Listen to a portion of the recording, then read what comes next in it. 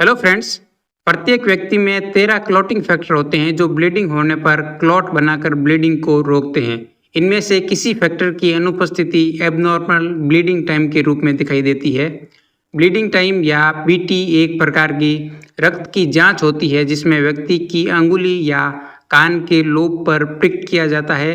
Prick करने के बाद घड़ी स्टार्ट कर दी जाती है और यह देखा जाता है कि अंगुली से ब्लड आना कितने समय बाद अपने आप रुक जाता है।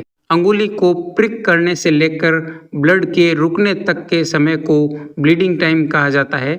इसका सामान्य मान 1 मिनट से 5 मिनट के बीच होता है। अधिकतर मामलों में ब्लीडिंग टाइम सर्जरी से पहले करवाया जाता है। कभी कभी यह देखने के लिए भी ब्लीडिंग टाइम करवाया जाता है कि शरीर में कोई क्लॉटिंग फैक्टर की कमी तो नहीं है। असामान्य ब्लीडिंग टाइम प्लेटलेट डिसफंक्शन या वैस्कुलर डिफेक्ट की वजह से भी हो सकता है। ब्लीडिंग टाइम को क्लॉटिंग टाइम के साथ करवाया जाता है, अर्थात बीटी और सीटी टेस्ट दोनों एक साथ लिखे जाते हैं। Thank you.